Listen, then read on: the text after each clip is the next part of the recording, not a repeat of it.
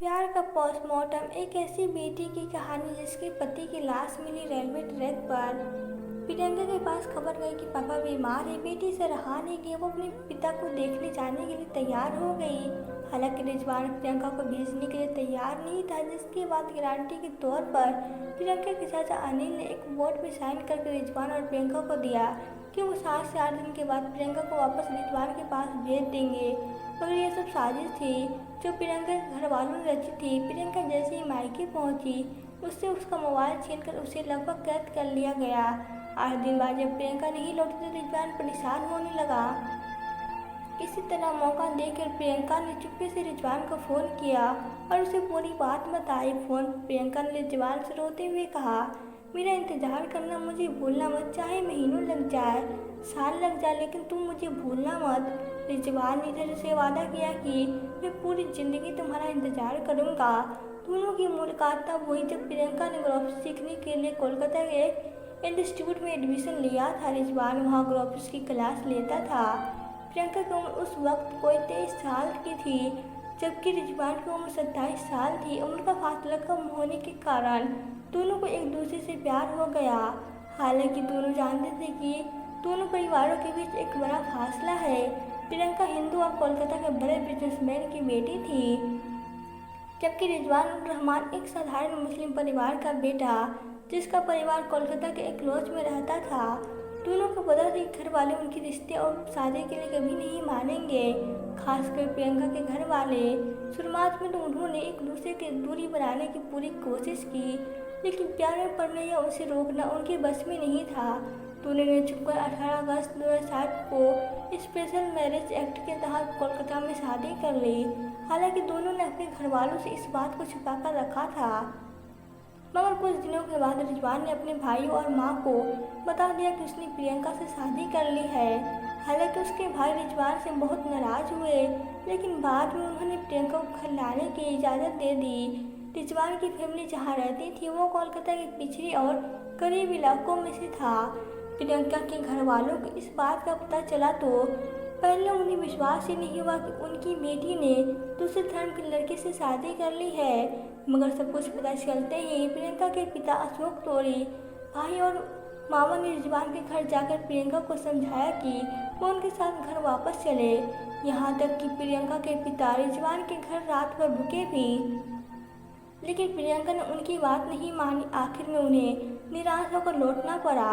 प्रियंका रिजवान ने खुद पर आने वाले खतरे को माप लिया था। प्रियंका रिजवान के घर रह तो गई, लेकिन वो अपने और रिजवान के ऊपर आने वाले खतरे को भाप गई थी। इसलिए उसने एक एप्लीकेशन लिखी थी जिसमें उस परिवार वालों और धर्म के खिलाफ जाकर शादी की है, इसलिए उसकी और रिजवान की जान को खतरा है।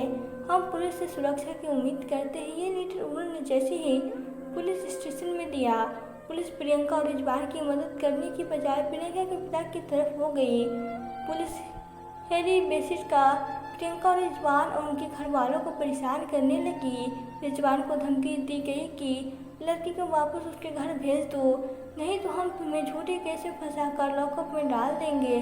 इसके बावजूद रिजवान और प्रियंका अपने फैसले पर कायम रहे। 8 अगस्त 2007 को प्रियंका ने बात करने के बाद रिजवान प्रियंका को वापस लाने की कोशिश करने लगा। 19 अगस्त को रिजवान ने association of protection of Democrat writer को चिट्ठी भेजी, जिसने लिखा था, मैं भारत का एक संजीदा और ईमानदार नागरिक हूँ।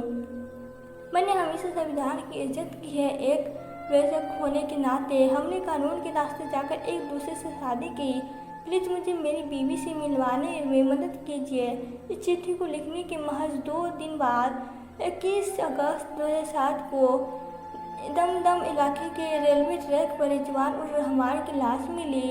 रिजवान के सर के पीछे चोट का गहरा निशान था।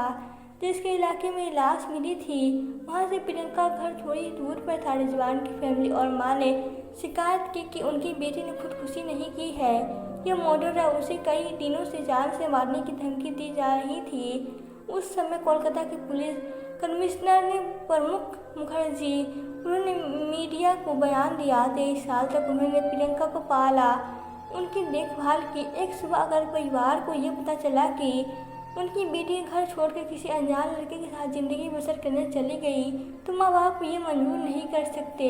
इस बयान के बाद लोगों का गुस्सा और भड़क गया।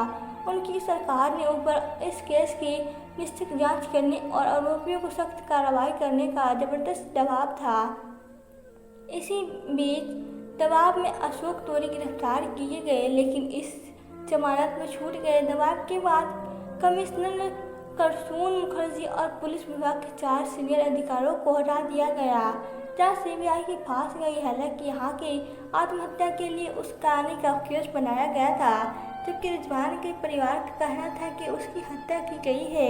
रिजवान किसी कीमत पर आत्महत्या कर ही नहीं सकता है। अचानक जब प्रियंका का बयान आया तो सब दंग रह गए। प्रियंका ने कहा कि रिजवान अपने परिवार की वजह से परेशान था। उसने रिजवान के भाई रुकबान और रहमान और अपने पति के एक दोस्त पप्पू पर उसकी हत्या का शक जताया। यहाँ तक कि प्रियंका ने धमकी दिए जाने वाले, खुद पर दबाव बनाए जाने वाली बातों से इनकार कर दिया। उसका कहना था कि रुकबान ने उसके और उसके परिवार के बारे में झूठा बोला है। केस का इकलौता गवाह रेलवे पुलिस का सिपाही अमिंदम मन्ना था, जिसने कहा था कि रिजवान ने खुदकुशी नहीं की थी। वो ड्राइवर करके जा रहा था।